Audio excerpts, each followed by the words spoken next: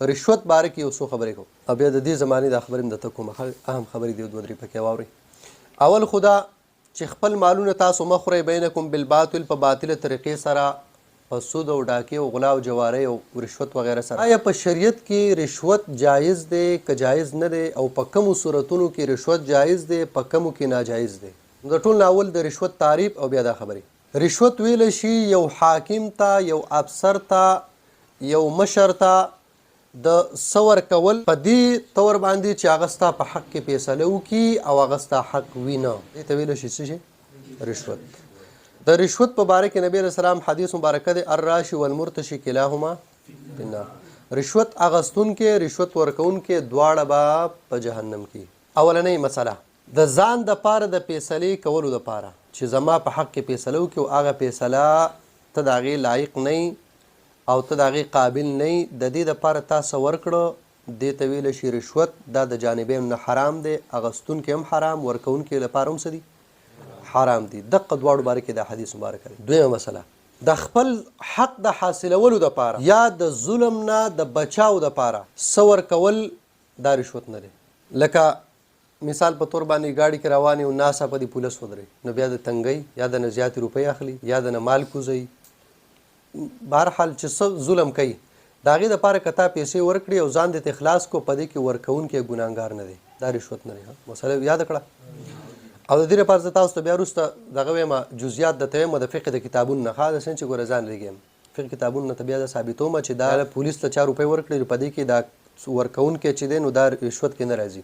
یو دلیل په دې باندې دا دی چې عبدالله ابن مسعود رضی الله عنه چې کله حبشې ته لاړ نو په حبشو کې په لاره کې د هغه مال چا واغست نو هغه ولګېد په هغې کې یو مشر له یو 2 دیناره ورکړه، هغه ورته د مال پرېږدی دی نو د هغه مال یې پرېښود. نو ګوره خپل مال د حاصلولو دپاره د هغې د بچاو دپاره که تا چاله څه ورکړه په دې کې ورکوونکی ګناهګار نه دی، دا رشوت نه دی.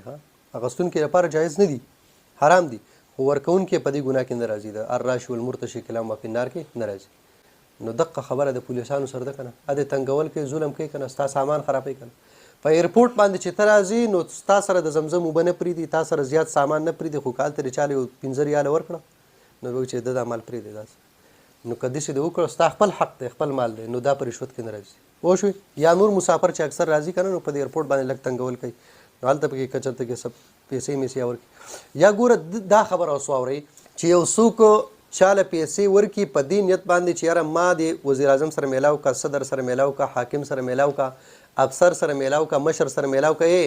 که اسپتال کې یو کس چاله پیسې ورکړي چې ما ډاکټر سره میلاو که زما نمبر مخکې که نه ډاکټر سره میلاو، آیا دا رشوت دی که نه؟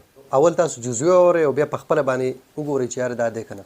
کتابونه دي فتاوی قاضي خان جلد نمبر 2 صفحه نمبر 362-63. فتح القدیر د قرنګي د هدایي شرح بنایا په جزء ثالث کې بحر الرائق د مصر چې کومه طبعه ده پای کې جلد نمبر 6 صفحه نمبر 261 دې ټولو دا مسله ذکر کړي دي. یو دا چې د خپل ځان دپاره ځان د بچاو دپاره یا د ظلم او د ضرر د دفع کولو دپاره که تا څه څیز ورکړه نو په دې کې ورکوونکی ګناهګار نه دی. دویمه مسله یو کس ته پیسې ورکول، دا په دې کتابونو کې دي ښه، یو کس ته پیسې ورکول په دې نیت باندې چې هغه ته حاکم ته ورسوي، تا مشر ته ورسوي او د هغه سره ته ملاقات وکړي، د دې دپاره چې چا پیسې ورکړي دا ورکوونکی رشوت کې نه راځي.